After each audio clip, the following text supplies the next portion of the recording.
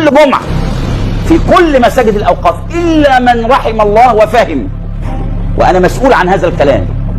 تسمع حديث إيه؟ التائب من الذنب كمن لا ذنب له. قال رسول الله التائب من الذنب كمن لا. كلام فارغ، كلام لم يقله الرسول. وبعدين انا يعني مش عارف اعمل ايه في ان واحد يطلع يقول لك ايه، كنا نظن ان هذا الحديث صحيحا الا اننا. يا سلام، يا عيني عليك، وانت مسمي نفسك امام المحدثين وعامل فيها امام المحققين. كنا نظن، هو الدين دلوقتي ماشي بالظن؟ يا اخي قول لي، كنت بجاري الناس لغايه ما افهمهم اقول لك ممكن افهم دي، انما تقول لي كنا نظن. في التحقيق كنا نظن ان هذا الحديث صحيحا فوجدناه. يا سلام، فوجدناه لا اصل له كمان. يعني مثلا مش ضعيف، ده ملوش اصلا. التائب من الذنب كمن لا ذنب له. بالذمه ده كلام يقوله رسول؟ يعني كيف يستوي امام الله التائب من الذنب؟ التائب من الذنب رجل نحترمه ونقدره. المتخصصون من العلماء في هذا المجال في علم الحديث قالوا بأن هذا حديث ثابت عن النبي صلى الله عليه وسلم لما له من الشواهد، وكثير من أهل العلم حسن هذا الحديث، منهم السيوطي رحمه الله تعالى في الجامع الصغير، منهم الحافظ ابن حجر رحمه الله تعالى. والحديث له شواهد كثيرة، ويوجد في السنة مجموعة من الأحاديث الثابتة عن النبي صلى الله عليه وسلم تؤكد هذا الحديث وتبين صحته.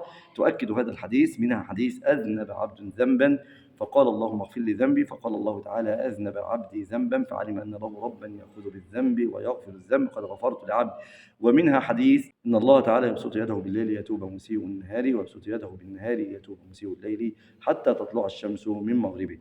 الغريب أن محمد هداية كلما تكلم قال كل حديث لا يوافق القرآن الكريم أنا لا أؤمن به، وكل كلام يخالف القرآن الكريم أنا لا أؤمن به. وإذا تكلم قال القرآن ولا يوجد شيء اسمه السنة. هل يا ترى محمد هداية ينكر أن الله رب العالمين يمحو الذنوب ويغفرها، بل إنه سبحانه وتعالى يبدلها إلى حسنات؟ هل محمد هداية قرأ القرآن الكريم ورأى أن هذا الكلام الذي أنكره على الأئمة وعلى الخطباء والعلماء أنه لا يتماشى مع القرآن الكريم فأنكره؟ فماذا يقول في قول الله تعالى وهو الذي يقبل التوبة عن عباده ويعفو عن السيئات؟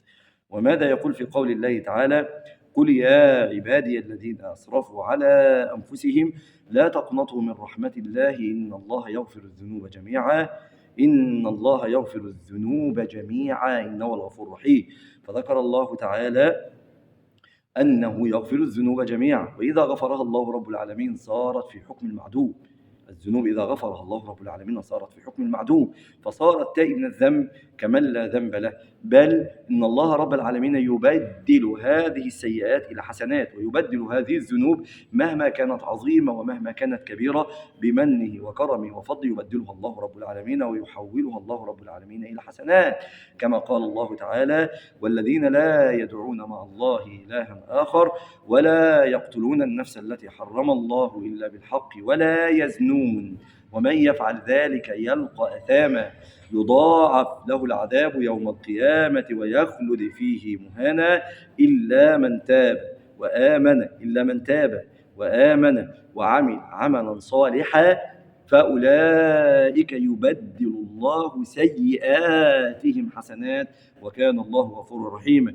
ليس أن الله رب العالمين يغفرها فقط ويمحوها فقط، بل إن الله تعالى يبدلها سبحانه وتعالى إلى حسنات، فيجعلها الله رب العالمين لهم بعد ذلك حسنات بسبب حسن توبتهم ورجوعهم إلى الله رب العالمين. فهل تنكر حديث النبي صلى الله عليه وسلم التائب من الذنب كمن لا ذنب له، أم أنك لم تفهم قول الله تعالى إلا من تاب وآمن وعمل عملا صالحا فأولئك يبدل الله سيئاتهم حسنات وكان الله غفورا رحيما؟